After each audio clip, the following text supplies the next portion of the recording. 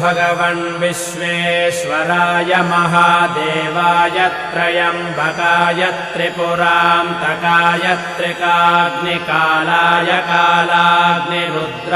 नीलकण्ठाय मृत्युञ्जयाय सर्वेश्वराय सदाशिवाय श्रीमन्महादेवाय नमः।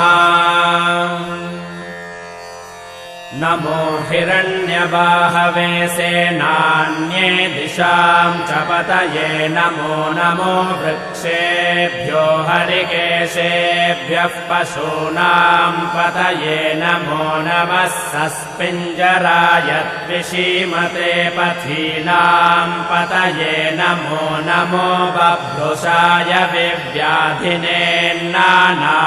पतये नमो नमो हरिकेशाय योपवीतिने पुष्टानां पतये